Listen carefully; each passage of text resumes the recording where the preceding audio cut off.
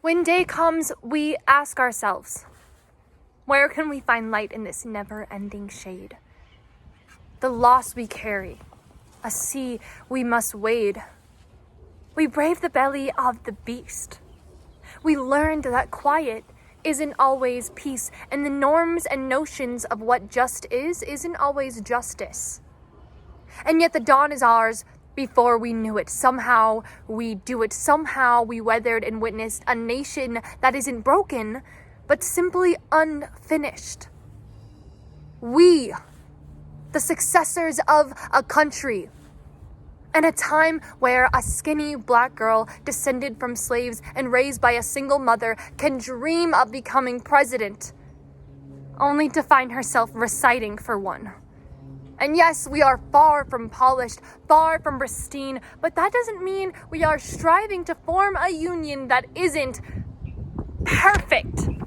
We are striving to forge our union with purpose, to compose a country committed to all cultures, colors, characters, and conditions of man. So we lift our gaze, not to what stands between us, what stands before us. We close the divide because we know to put our future first.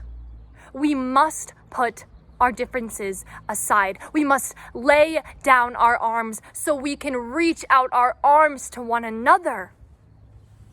We seek harm to none and harmony for all.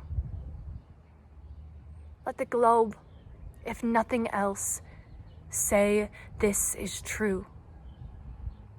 That even if we grieved, we grew. That even as we hurt, we hoped. That even as we tired, we tried.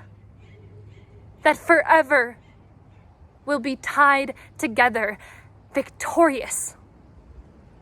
Not because we'll never again know defeat, but because we will never again sow division. Scripture tells us to envision that everyone shall sit under their own vine and fig tree, and no one shall make them afraid. If we're to live up to our own time, then victory won't lie in the blade, but in all the bridges we've made. That is the promise to Glade, the hill we climb, if only we dare. It's because being American is more than the pride we inherit. It's the path we step into and how we repair it. We've seen a force that would shatter our nation rather than share it, would destroy our country if it meant delaying democracy. And this effort very nearly succeeded. But while democracy can be periodically delayed, it can never be permanently defeated.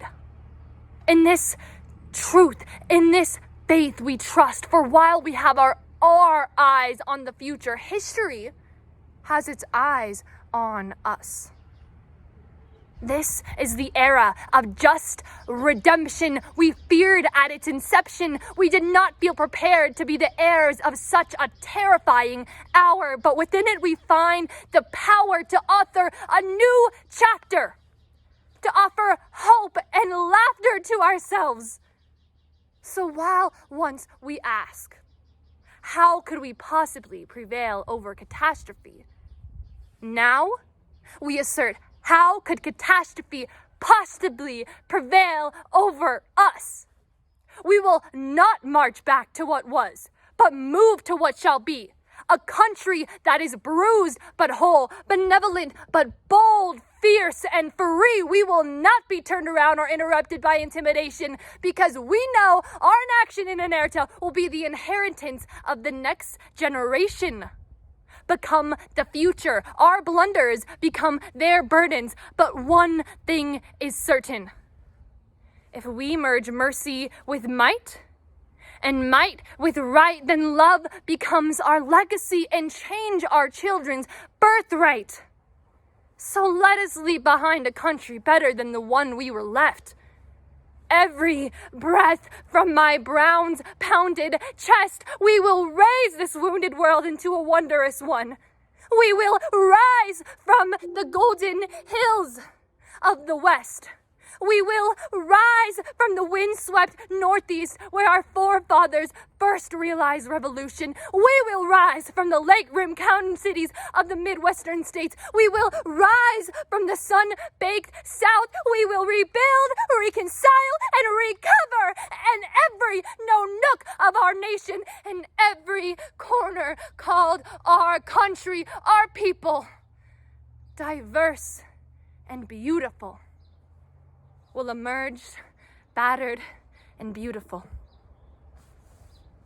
When day comes, we step out of the shade of flame and unafraid. The new dawn balloons as we free it.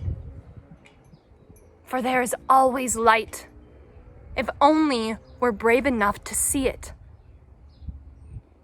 If only we're brave enough to be it.